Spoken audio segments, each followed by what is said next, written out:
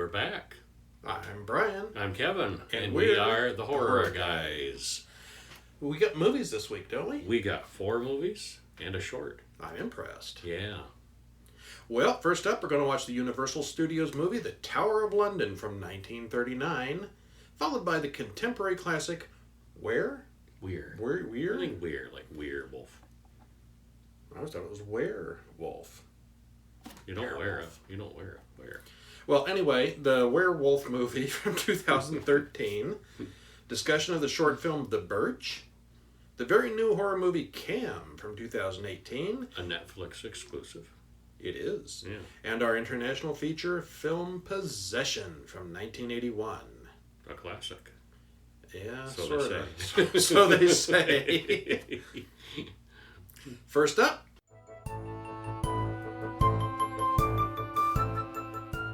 Tower of London from 1939 Universal. Now, this was a little bit chilling and a little bit shocking, I suppose, especially for the time. It wasn't a horror movie. It's one of the Universal things in the package where they say, you know, it's... They released 52 horror movies called Shock Theater that went out to all the theaters and later on the TV shows.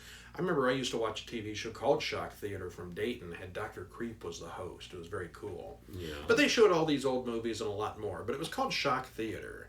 And it was all the famous Universal horror movies and a few that didn't quite fit in there. Like 2 weeks ago we watched Night Key that we both kind of liked even though it really wasn't horror. Mm-hmm. This also really wasn't horror. No, we didn't like it as well. Yeah. Yeah. Director Roland Lee. Writer Robert N. Lee. Not Robert E. Lee. No, it's got the horror people in it. Stars Basil Rathbone, Boris Karloff, Barbara O'Neill, and a very young Vincent Price. 3rd movie appearance. Yeah, He was a only done youngster. 2 things before this. Well, just youngster. He was in his 30s, but, you know. Young yeah. for him, considering how old he got. Yeah. It took me a few minutes to recognize him.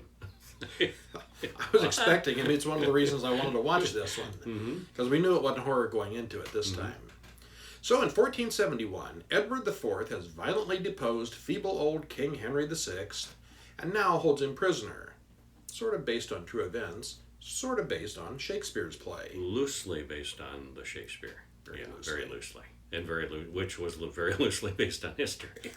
So, sort of real people, sort of real events. Based on a story suggested by history. Yeah.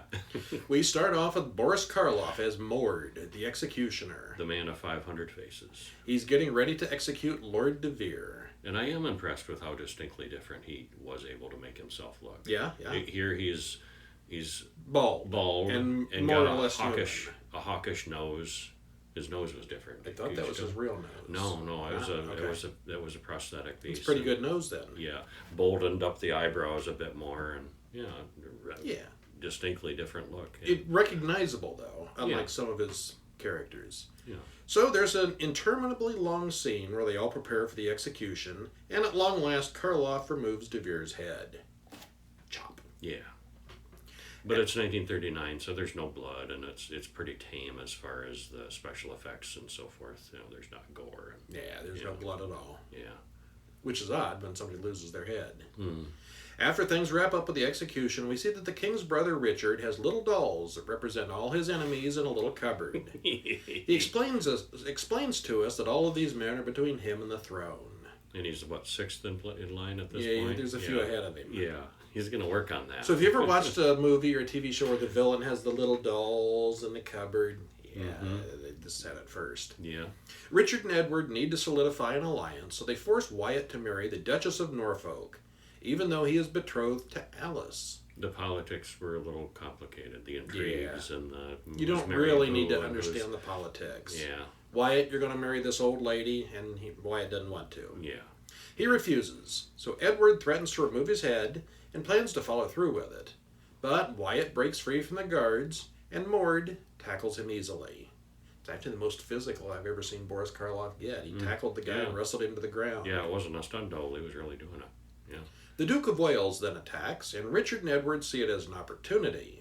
They trick the unstable old king into leading the battle with the assumption that someone is going to cut him down. And the battle, the choreography of the fight battle was something else. I mean, it's like the director said, okay, now you're on this side and you're on this side, and just go Fight. together and clang your weapons together and make some rattling noises.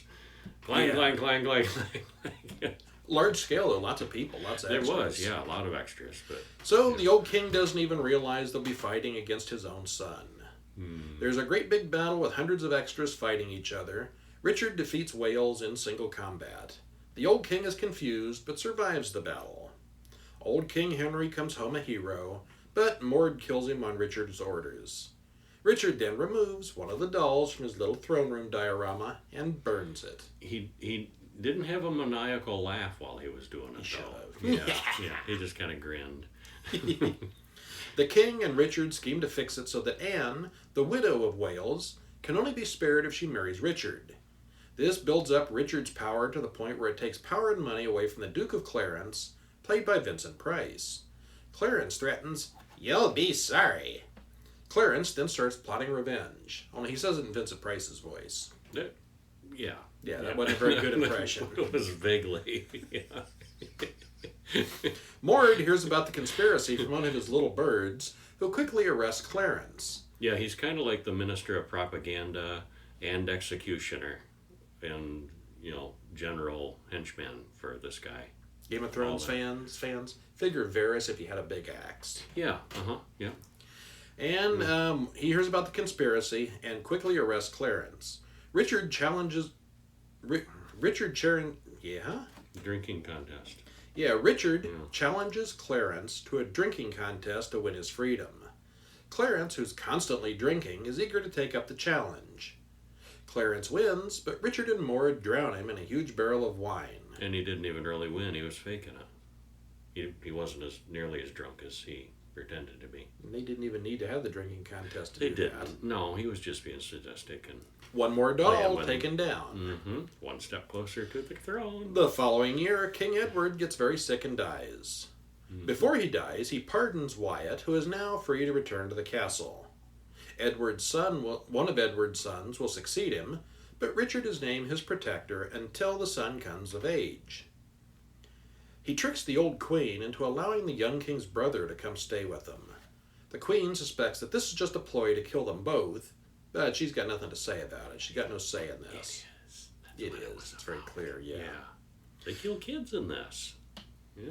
They don't show it, but, I mean, It's kind of brutal and shocking, and so it's it's kind of horrific, but a lot of people die. Not horror, no. But, The Queen conspires with Wyatt to steal the treasure from the Tower of London, which they do very easily. Very easily. And the treasure is like the royal jewels, and they open these treasure chests, and it's just this jumble of stuff. Piles it's not of on jewelry, display or necklaces, protected or anything. It's just there. thrown in there. They capture Wyatt and torture him. Alice comes down the chimney and gives Wyatt a file to work on the chains. That night, Wyatt escapes. In retaliation, Richard has Mord take the two young princes to the tower. Mord then kills both of them. Finally, the only doll in the box is Richard's own. On the other hand, Wyatt takes the treasure to Richard's enemy, Henry Tudor, who plans to retake the kingdom. There's another big battle. Henry kills Richard, and then Mord. Afterward, Wyatt and Alice get married and live happily ever after. The end. Yeah. Mord was kind of reluctant about killing the boys. He had second thoughts, but he did it. But he went through with it, because, why was he so dedicated to this guy, though?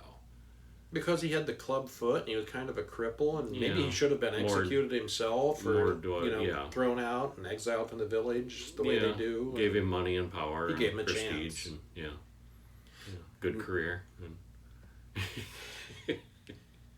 So anyway, I didn't even notice until the end that Richard has a hunchback. He is the Shakespearean Richard III. But it's real subtle. It's Yeah. Mord has a clean-shaven head and is clearly also the master of whispers as he gets information and gives orders to his little birds. Unfortunately, Karloff really does have very little to do here, as Mord isn't much more than a background character. Still, he bears a lot of similarities to a certain Game of Thrones character. More brutal, but yeah. Didn't get burned up by spoilers. And he didn't tell you every 10 minutes that he's a eunuch. We recently rewatched Game of Thrones. Every single time Varys comes on the screen, somebody mentions brings that. it up. Either he brings it up or somebody brings it up. You never forget that Never he's a get eunuch. to forget that. Yeah. I don't think we heard about Tyrion being a dwarf as many times. Yeah. There are a lot of extras in this movie, both in the battle scene and in the wedding scenes, and it all looks very expensive. Mm-hmm.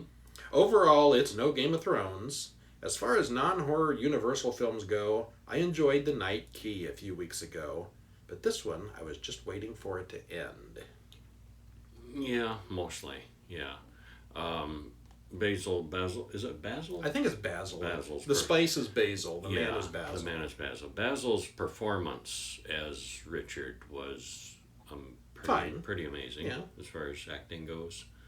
Just every step being measured, and every line you could tell he was calculating, playing the long game to get the game, to win the Game of Thrones.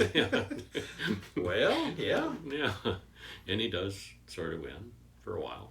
Yeah, maybe I'm giving my age away here, but when I was little in the 70s, before DVDs and videotapes and all that, we were given, my parents bought me records, big old 33 RPM records with horror stories on them. You remember any of those? Mm-hmm. Yeah, I do. Yeah. One of the ones I had a segment on. It was like a collection of horror stories one of them was about the Tower of London, and how the Queen would have people sent up there to be executed, and their ghosts all stayed behind. Haunted. The treasure was there, but so were all the good. It was a good story. They could have done something like that for this. Well, there's really very little to do with the Tower of London. Tower of London 1962 version with Vincent Price again that I think is more along those lines. With ghosts and actual horror. Mm-hmm. Okay. Yeah. We'll probably get to that eventually. This had no ghosts. No ghosts. Yeah. No monsters. Yeah. Overall, I'd say give it a watch. If you want to. Yeah. But don't Universal completionist, you gotta watch it. For entertainment value, if you want horror, no. Yeah. If you just want to watch a movie, sure, why not? And Vincent Price hadn't discovered horror yet. Very young Vincent Price. That was interesting. That comes soon after this, but his initial works weren't horror. No. I mean, even in the ones later on, like in The Fly, he wasn't the villain or the monster. He was just a guy in that movie. Well, but horror movies. Yeah.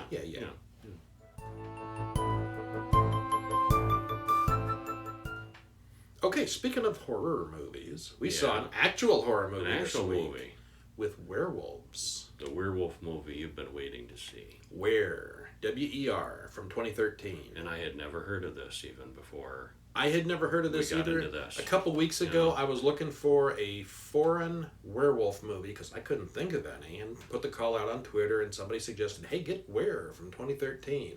And this is sort of a foreign movie. Close enough. Yeah. It's not foreign language, but it's in France. Yeah, it takes place in France. Director, William Brent Bell. Written by William Brent Bell and Matthew Peterman. Stars A.J. Cook, Brian Scott O'Connor, and Sebastian Roche, or Roche. Are we giving spoilers in this? 1 hour, 29 minutes, and there's a spoiler. we should warn people if we're giving spoilers on this one. First of all, we this both is one really like this movie. We're going to give it a good thumbs up, but you should probably pause the video or pause the podcast, watch this, and then come back. Because there are some really good surprises. There are, this. yeah. You wonder, and we're going to spoil it. You wonder what's going on, and you find out, and we don't want to tell you without warning you that we're going to tell you, or mention various things.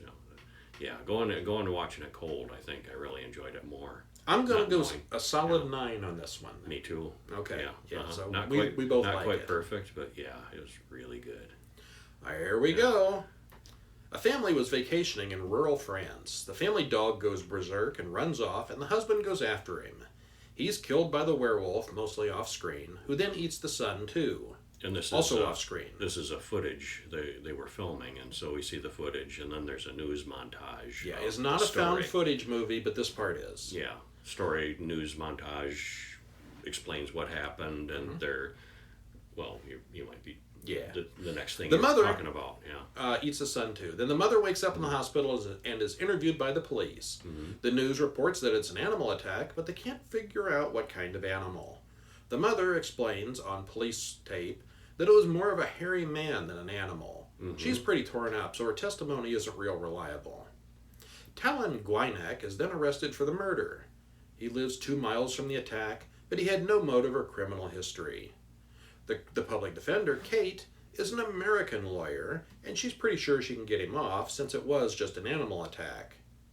The lawyer goes to visit him, and they say that he's got a strange disease called porphyria. He's over 7 feet tall, has huge hands, limited mobility, and he's really, really hairy. His bones are too long and too weak for his body. And he seems really meek and He does. Yeah, he's very unhealthy. quiet. Yeah. Still, the guards are terrified of him because he's like Chewbacca Intimidating. size. Yeah. But she demands they take the cuffs off. Things go badly, and he scratches Gavin, one of the defenders, helpers, in the scuffle. Well, they had a history. He was a animal expert that she brought in. And Identify the animal bite and testify if necessary. Yeah, they had a relationship in the past. Ex-boyfriend thing. Talon's father recently died in a car accident. His mother thinks the police have targeted Talon because they want the family's land to make a nuclear waste dumping ground. I mean, of all the things to buy land for. Special clay. It's especially dense on their land, and so the government wants it, and they've been holding out. The police immediately deny any connection to the waste dump proposal. Oh, not us. We didn't know. Yeah. The defender goes to look at the bodies in the morgue, and there's surprisingly little left of the man and the boy. And it was very graphic. Yeah, it's got some good dummy model work there. And yeah, they were seriously eaten. Eaten, yes. Not just bitten, eaten. Eaten, yeah. Talon cannot remember what he was doing the night of the attack, as he has episodes every once in a while. Evidence shows up that may indicate that the father's car accident was suspicious. Could the police be involved in a cover-up? No. Meanwhile, Gavin starts getting sick. Yeah, we don't know. Yeah. It looks like it, though. Mm-hmm. You know how these movies work. It probably is. The inspector gets a call from a farmer whose livestock was just attacked by a monster from hell. It turns out there's a large grizzly bear on the loose, and the police kill it pretty easily. But that in itself is freakish too, because the police inspector says there hasn't been a bear in France in 200 years. Yeah, and it's a big bear too. Yeah. So that's kind of but it's kind of a red herring. That, like, oh well, it was just a bear then. But it's not enough to get Talon off the hook. They then transfer Talon to the hospital where they can test for porphyria, which involves a strobing light. And meanwhile, too, while this is going on, the lawyer's other associate is replaying the video scuffle in the cell. It was kind of a confusing thing. He didn't really attack them, but they all jumped on him, and Gavin was scratched in the process. It's not real clear who did what, who scratched him. Yeah, and so there's some question: is he a werewolf? Is anybody a werewolf? And even after watching the tape 3 or 4 there's times, up to a certain you can't see point, what happens. There's up to a certain clear point in the movie, and then you don't wonder anymore. Yeah. Okay, so when the strobing light is applied, he hulks out on the guys in the surgical theater. Have you seen the Marvel Hulk movies? Oh yeah. Mm-hmm. Busts out of his restraints, kills everyone, half a dozen people graphically, violently. Yeah, just tears the place up and runs. Yeah. Yeah.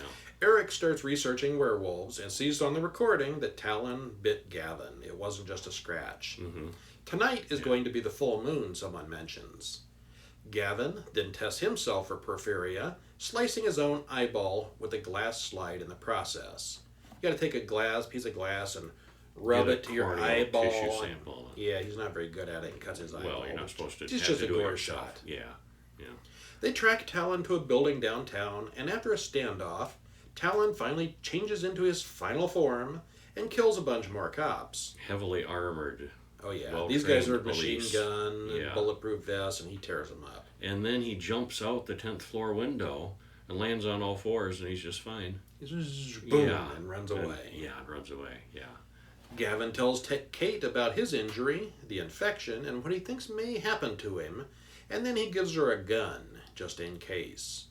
The others go hunting from Talon and leave Gavin behind. They track Talon to a cave full of human bones. On the farm. On the farm. Gavin finds a secret room back at the house. Inside the secret room is a secure chair, presumably where they would tie Talon up once a month. The timeout chair. Yeah.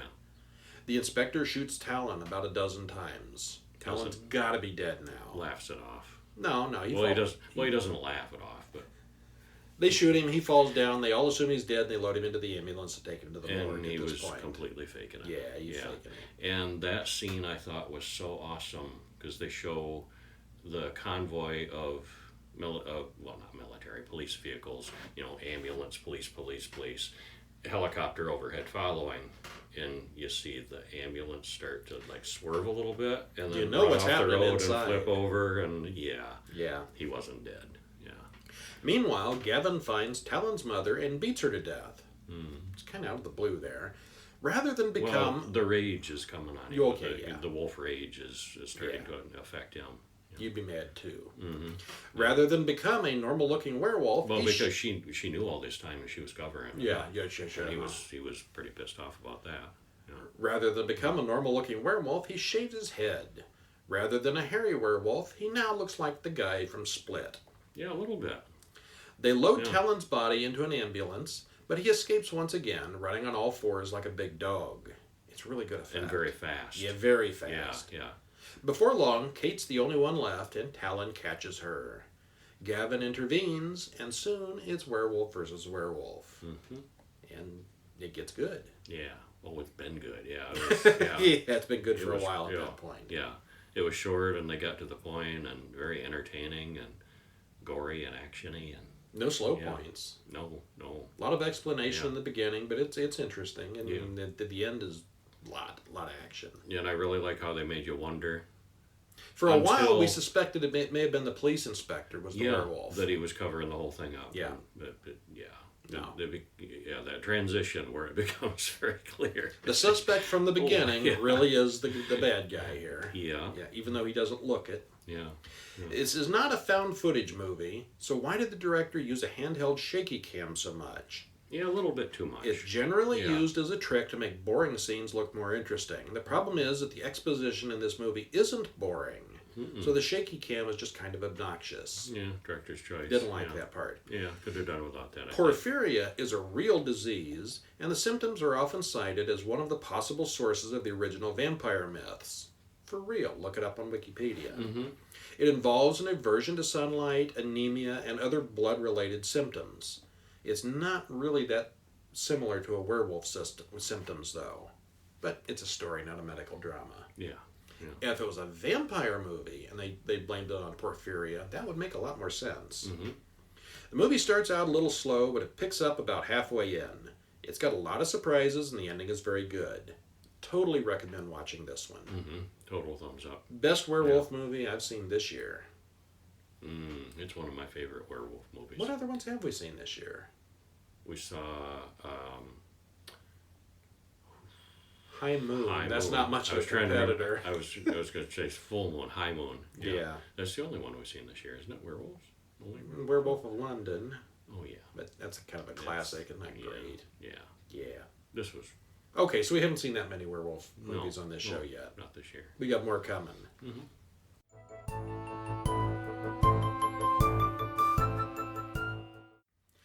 So, short films.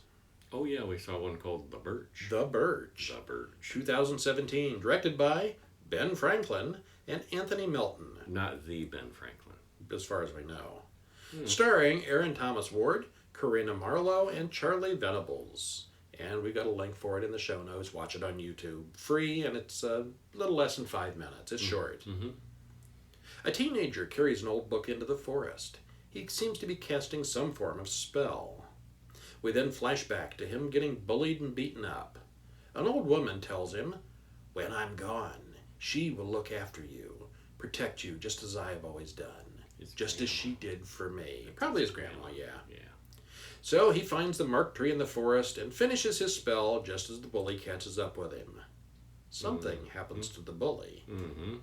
What'd you think? What terrific special effects on that monster. Yeah, that monster Yeah. was good. Yeah. The story is not much to speak of. I mean, the bully beats him up. He gets his revenge. Mm-hmm. But the monster is really cool. Whoever made that monster effect knew what they were doing. They sure did. Really went well. Yeah, it's a practical effect. Filmed too. well, It's not a looked CGI. well. Oh. Yeah, that's a good monster. Mm-hmm.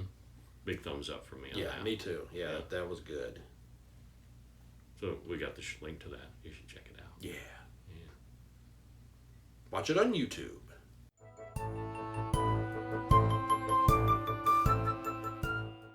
Speaking of YouTube, watch any porn videos this week? Well, sorta. I saw Cam.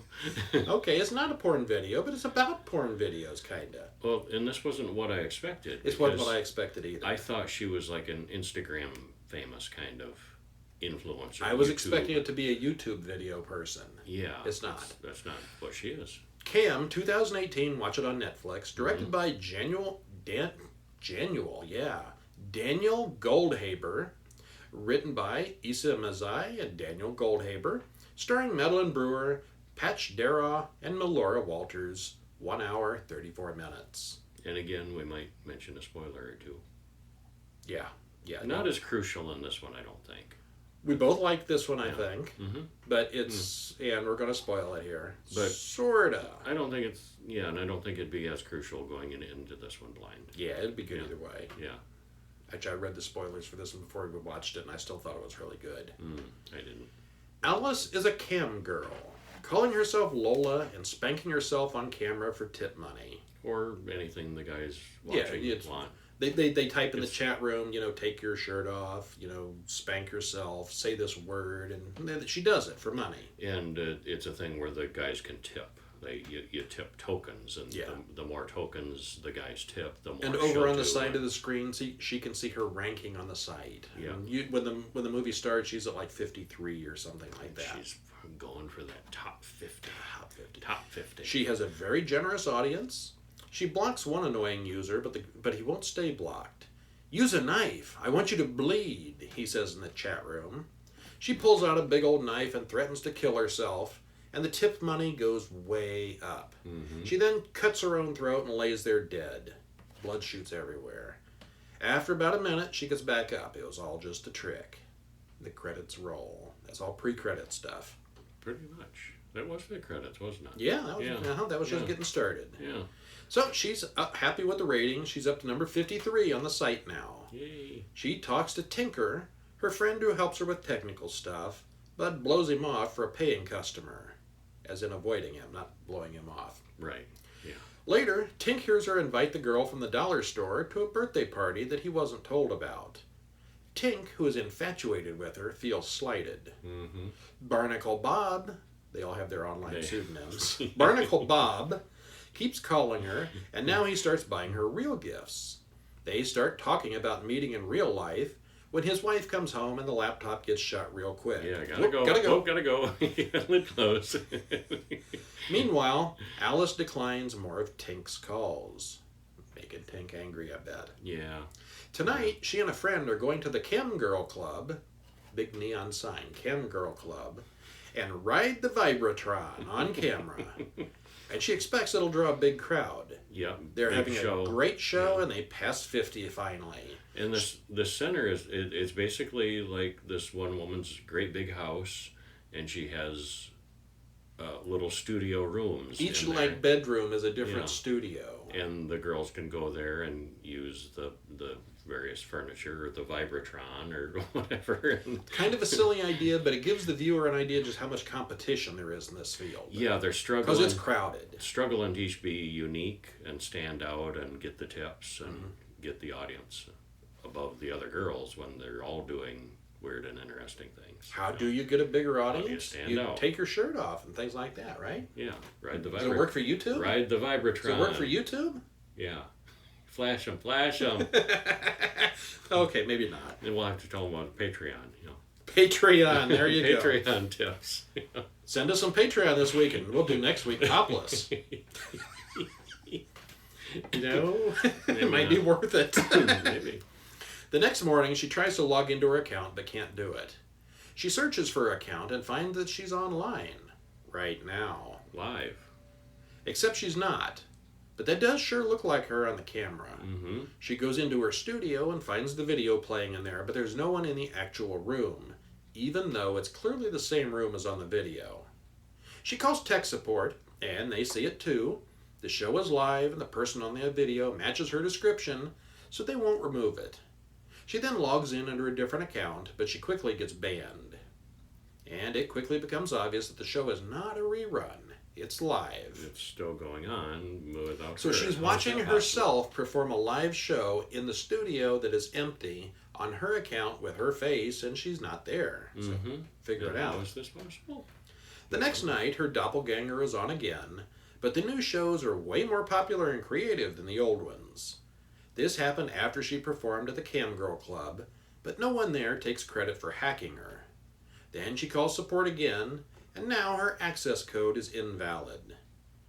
Tinker shows up and says Lola told him she loved him last night. Except she wasn't really even on last night. Not really, not her. Well, and this is a little bit of a discrepancy here. He shows up in real person at her mother's flower or hairdresser studio with flowers, because Lola told him, and she doesn't like Tinker that way. No, she doesn't. Yeah. Well, go on, and I'll she goes to her brother's birthday party. The issue I had there at that point. Okay, she goes to her brother's birthday party, and a lot of the young boys there are watching her show that she's live on while she's at the party. Mm-hmm. Her mother grabs one of the phones, and now she knows what Alice does for a living. Cat's out of the bag. That's a party stopper. Let's have cake now. The Alice on the screen pulls out a gun and gets all sexy with it, and then she starts getting really big tips, and her ranking goes way up. Then she blows her head off and gets back up again, just like the trick with the knife. Mm-hmm. Just fake. Top 20! Yay! But it's not really Lola. She's finally in the top 50. Way past the top 50. Whoever this is doing a better job than she did. Yeah. She calls Barney, one of her biggest fans and supporters, and meets him. He seems to know all the girls personally, and he spends a lot of time with them. Alice goes to the restroom, and while she's in there, Lola comes online, and Barney gets a notification about it. Barney's a little confused. Barney now knows she's not the same person as on the screen. He gets angry, and he thinks she's trying to scam him. She's not, but it definitely looks that way. Mm-hmm. Yeah. Lola does a pair video with the #1 girl on the site. Alice does some research and tracks down Hannah, that #1 girl, but Hannah's been dead for 6 months. Hannah's done a lot of dual shows over the past 6 months also, with other people. With other girls, despite not being really there she's anymore. She's not alive, and yet she's still working with other people. And so she puts it together, the real Lola does, that many of these accounts are not really them. Yeah. Not really those girls. Many of these girls also have Tinker as their #1 friend. Could he be behind all this? Which does make you wonder. Alice is cornered by her mother, and her mother says she's actually kind of jealous and supportive of the videos. And Lola I don't think my mother would be all that supportive of me doing a porn video, a regular nightly porn video. Yeah, well, she's an empowered woman, and so can if you want, I guess. Proud of, but the pay seems to be good. Yeah. So Alice tracks down Tink. He's very understanding. He'll do anything for her. Tinker, whose real name is Arnold, says he'll track down whoever's behind this. She confronts him, and he says he can usually tell when girls are going to get copied, but he doesn't know how it works. He insists that he wouldn't do this. Finally, she gets to talk to Lola on a face-to-face chat. You can talk to these people one-on-one for a certain amount of money. Well, and it's because Tinker was in a private show with Lola. Right. And when the real Lola comes in and tasers him, and he's incapacitated in the next room, the show is still on, and she walks in and can talk to her. Hi, are you Tinker's girlfriend? I don't recognize you. And she doesn't recognize her. They're identical looking, but yet the one on the computer doesn't recognize the real one. Yeah. Finally, Alice sets up a webcam and does a double pair of video with herself, Lola and Alice together. With both of them on screen at the same time, she hopes to expose the duplicate as what she is. And that was really cool how she did that. It was kind of It was a neat visual effect. Yeah. It was one of the things where, you tip them and they'll do what you tell them. Well, go sit at your vanity. And so she does, and that's the mirror reflection of the fake room. And at the same time, the real Lola is at her real vanity with the camera behind her pointing, and basically it gets an kind of one of those infinity views. Yeah, a double infinity on both sides of the projection and the reflection, and yeah. As they play Monkey See, Monkey Do, Alice starts banging her face into the table, and she finally hits number one by beating her face into the table. Yeah.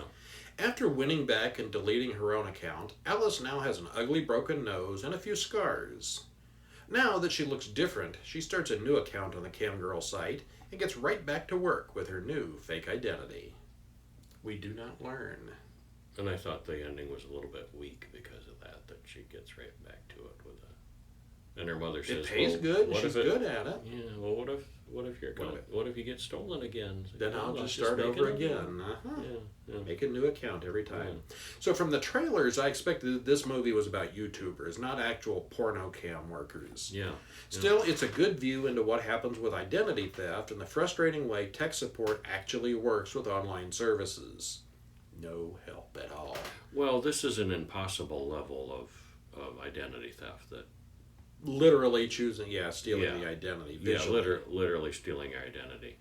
Another 10 years, though, with AI and image generation, you can fake people's voices. You can do Photoshop. Why not video? And you could, yeah.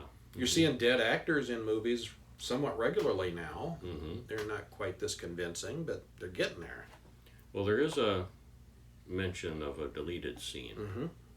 And actually, that's what I was thinking anyway. Because there's no implication of supernatural. No. That it's a ghost or a demon or, doppelganger or anything. There is a scene where she goes back over her own videos and pulls out clips where she uses phrases and words that the new Lola is using. And it looks like Lola may be just stealing some of her old material. But she's also saying the exact same phrases that some of the other girls are saying too. What it basically is not an AI necessarily, but some kind of consciousness on the web that has become self-aware. Some algorithm, like, Yeah. There are algorithms out there now that will write stories and write music, just completely artificially generated, that more or less makes sense. And somehow this is just ahead of that. Mm-hmm. Yeah. Overall, it's a pretty good story. I don't think Tinker did it. He didn't. He figured it out that it was happening. He caught on to it. Which goes back to, he knows that this is happening and the girls are fake, and and the fake girl tells Tinker, I love you and I want you to be mine. And he still believes it. And he believes it and shows up at the real world and the real girl thinking he knows this is happening, but he falls for her tricks. Yeah, and that didn't make any sense because he knew she wasn't real. Had not thought of that. You're right. Yeah. Overall, it was entertaining. Mm-hmm. Give it a shot. It's good. Yeah, thumbs up. Yeah. 7.5. Okay, I'll give 7. Yeah.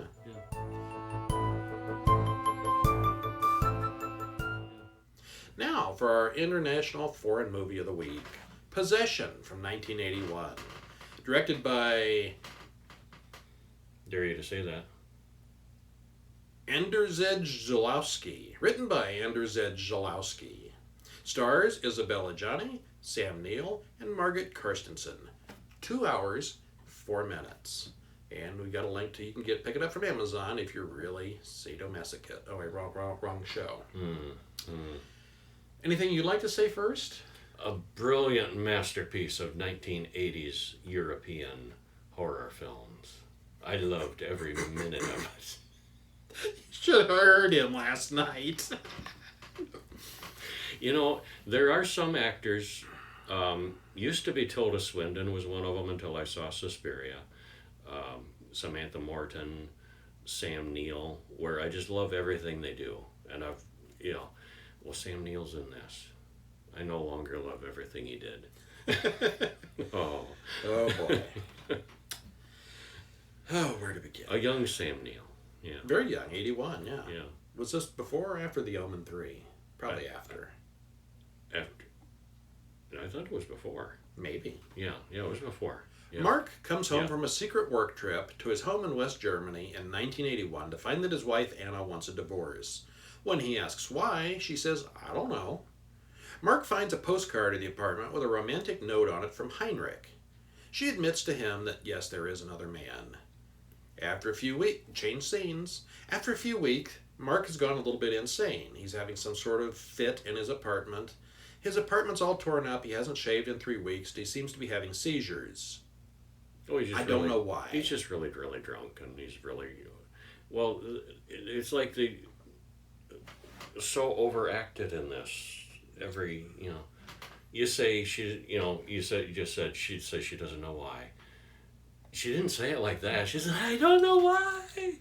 I mean, everything is so incredibly overacted in this movie. It is just so, I can't. Emotional and angry and loud and shouting and running, and, they can't stop, I'm not exaggerating here. The acting in this movie. This, what I'm, they just, and they're talking and they're just, running their hands through their hair. There's one scene where she literally just does this for like 5 minutes as she talks. And just shouting and smashing and... Oh, the shouting. Yeah, but anyway. He cleans himself up and... carrying on, yeah. Yeah. He cleans himself up and goes to see his young son, Bob, who's been left alone in the house for a very long time. Mark is angry, and when Anna returns, they fight and then get back together. They fight and get back together. This happens like 12 times. It happens a lot, yeah. Uh-huh. Heinrich calls and said she was with him, and she's left Mark in the middle of the night. He calls Anna's friend Margie, and Margie says she hasn't seen Anna for weeks. Mark takes Bob to school, and Bob's teacher looks exactly like Anna. Mark thinks it is the same person, but it's not. Yeah, same actress. Yeah, same actress. Yeah. Mark goes to see Heinrich, who lives with his mother. Heinrich beats the crap out of Mark, but he also seems very attracted to Mark. Heinrich says he hasn't seen Anna in quite some time. Yeah, I get the impression that if Heinrich had the chance, he'd go three-way on him. Yeah. Yeah, anytime. Yeah, but what a punchable face. I mean, what a punchable character. He's smug. Yeah.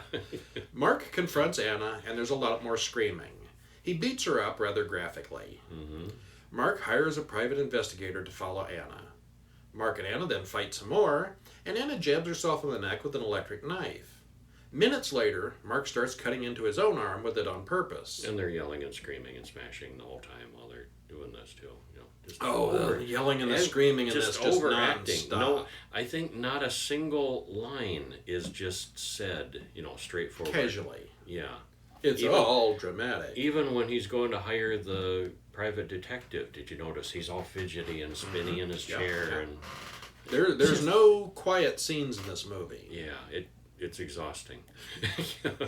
The detective follows Anna to her apartment, and she acts insane when he comes inside. He sees a slimy thing on the wall, and Anna kills the detective. Heinrich then shows up at Mark's place, and he's high on mushrooms, literally bouncing off the walls. Yeah, I had never seen anybody bounce off the walls. It's like he huffed a whole can of spray paint before he got there or something. But, I think it was mushrooms. He mentioned mushrooms later. Yeah, and they were, he was tripping. Oh, yeah. Yeah. So again, you got a scene, he's having a conversation, but he's literally rolling around on the walls in the hallway and down the river. That was one of the better scenes in the movie, really. Well, Mark then sleeps with the teacher, and he doesn't seem to care what happens to Anna after that. Actually, we see 5 or 6 scenes later, he doesn't even know what the teacher's name is. Yeah. Yeah. So, the detective's partner goes looking for the dead detective, and he goes into the apartment and sees a slimy tentacle creature on her bed, and the dead man's body in the corner. It's like a baby Cthulhu or something. Yeah. Tentacles. Yeah. See, now I'm doing the overacting. Mm-hmm. Anna grabs his gun and shoots the second detective repeatedly. Anna then gives a long soliloquy to the audience, talking right through the camera to us. I don't know what she said, just babbling. Just babbling about it. I think she was trying to explain herself. And it didn't make sense. Then Mark and Anna scream at each other some more, while Anna writhes her hands dramatically and then grunts at the camera for several long minutes. It's like a solid minute of Oh, when she's don't looking know. up at the Looking Jesus. up at the... yeah, okay. Yeah, she's... And then she goes berserk in the subway. That's- If you've ever seen a clip from this movie, this is the clip you saw. Where she... Wow. Yeah, Just screaming wow. and smashing the groceries against the wall, and then she collapses, and... Yeah. So... If the movie had been just this scene, I'd have said thumbs up, watch it. The rest of the movie, oh God, it's not worth it. Mark then tells Heinrich where Anna lives, hoping he'll be killed as well. Heinrich sees the thing in the bedroom, which now looks like a cross between a Cenobite and a racer head. Heinrich sees the detective's severed heads in the refrigerator, and then Anna stabs him and he runs off. Yeah, she doesn't quite get him. He calls Mark and Mark smiles. According to plan. Mm-hmm. Mark then goes over there and he finds the heads in the fridge, but doesn't see Anna or the monsters. Mark then meets Heinrich at a bar. Singular monster. There's only one creature. There's one in the corner and one in the bed. Each of the detectives became one. No, the detectives... No, their corpses were all chopped up. No, it was just the one creature. Maybe. Okay. Yeah. Mark then meets Heinrich at a bar, knocks him over the head, and drowns him in the toilet. Then he heads over to Anna's place and sets it on fire. Then he goes home, and for some reason, Margie's throat has been cut and she dies too. We didn't see that happen. We don't know who did it. We don't know why. I do. Why? Anna did it. Well, we didn't see that happen. Well, we know by that point. You only have the crazy person in the movie. Mark goes to Anna's and watches her have sex with the tentacle monster. Which is more humanoid every time we see it. It's still got tentacles. Yeah. Then he goes to Heinrich's mother's place and tells her that he's dead. She takes a bunch of pills right in front of Mark, then lays down in bed and dies. Boy, that was easy. It was quick, yeah. Mark's employer returns, tempting him to come back to work for them. Then there's a shootout in front of the apartment with lots of explosions for no real reason. Mark wrecks his motorcycle and then limps up the steps to the top of the nearest building, where he sees Anna and a duplicate of himself coming up the stairs. Out of the blue, the police shoot them both with machine guns, and Anna dies. Mark then throws himself off the stairway and dies. Oh, he was already pretty much dead. Yeah, pretty much. Yeah. Then something vague happens to the school teacher and little Bob. The end.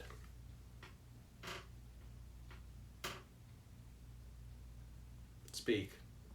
Well, You're not using your hands enough. You're not acting. basically, it was very Hellraiser-ish. Every time she sacrificed or killed the creature, the demon, whatever it was, It got bigger or stronger and more became human. more manifested in the real world until Yeah. it became a duplicate of Mark, and that's what that was at the end. Oh. That was the creature fully formed.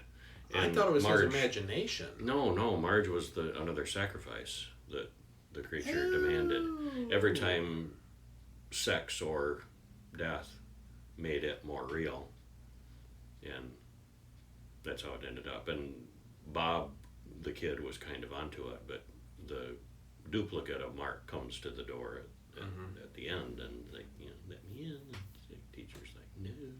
Well, teacher's yeah, but Bob's like, no, I don't want to know. Don't let him in. Don't let it in. The movie has been described as a surreal version of a mental breakdown. I'll go with that. Okay. If I wasn't reviewing this movie, I'd have turned it off 15 minutes in. Then again at 30 minutes. After 40 minutes, I was at the "you guys don't pay me enough to watch" stage. Then the screaming and raving slowed down for a bit. Then there was the infamous subway scene, and I was back to walking out again. Still, I had to keep watching because I didn't want to be the one to give up on this turd first. We were on a roller coaster to hell, and I was daring Kevin to quit first. I have a We quote. both lost. I quote myself here. Oh, for sake, there's still almost an hour to go. I remember that part. I said that. Well, I was like that. I wrote an hour that and down 45 because I minutes thought to that go. would be amusing for you to hear. The director supposedly based a lot of this movie on his own real-life divorce, which must have really been something. Yeah. Yeah. All the actors are a little too loud, a little too exaggerated, and a little too dramatic. Mm-hmm. It's like watching a play where the actors have to project to a crowded audience. Like they're working really hard to better be believed. They can't just talk. They have to, An they have to acting really angry course. and really use their hands and really An throw acting things. course And, where people yeah. have to pour everything they have into They a can't just- disjointed scene that has no real context. and they can't just say it. It's the kind of things actors give other actors awards for because there's so much acting going on. I don't know. It's this is too pretentious much. crap, Yeah. and I wish I had the puking flu on the night we decided to watch this. It would have been way better. I've heard this movie gets better on the second or third viewing. Oh, hell I don't want to see it a second time. I didn't really want to finish the first time. All right. I made fun of Suspiria before. I'm going to stop making fun of Suspiria. This is the worst movie we have ever seen on this show. Mm-hmm. I will go there. No hesitation, no doubt. This The is a lowest rated negative movie. one movie. The lowest rated movie that Oh, we have seen God, it's horrible. in this this. I endeavor. imagine if you watched it 3 or 4 more times, you could suck some meaning into it, but oh, just don't. So anyway, if you like this movie, prove us wrong. Communicate and tell us why, what you like about it. And we'll laugh at you. Mm-hmm. We'll listen. Yeah, Yeah. okay. Yeah. Well, that's our show. Yes. It Thanks is. for joining us. Stop in during the week at horrorguys.com for news and horror updates, to comment on this podcast, or to contact us. Are we going to watch some movies next week? We are going to watch some movies next week. You want to know what they are? Yeah. Black Friday from 1940. It's got nothing to do with Thanksgiving. No. Our somewhat contemporary classic, The Quatermass Experiment from 1955. No, I didn't see that when it came out. No, you didn't. Because I hadn't been born for some time yet. But I'm all confused. I'm looking forward to, we're going to see the Quatermass trilogy. There were 3 of them, and we're going to see them I over the next saw 3 weeks. one of them when it came out, I'm pretty sure. Mhm. And then later I saw one of the others and out of order, and I don't think I've seen all 3. And I know I've seen So at I'm least looking one of them, forward- but I don't know which. I'm looking forward to seeing Yeah. all 3 in order. And, yeah. They are considered classics. Mhm. The very new movie, Truth or Dare, from 2017, and the international feature House, aka Hausu, from 1977, Japanese movie. Asian. Give those a International. watch this week and see if your opinion matches ours. Yeah. Twitter feeds at @HorrorBulletin, and of course, Horror Guys Podcast on Facebook. I'm Brian, I'm Kevin. and let's overact some more. Yeah. See you next week. See ya.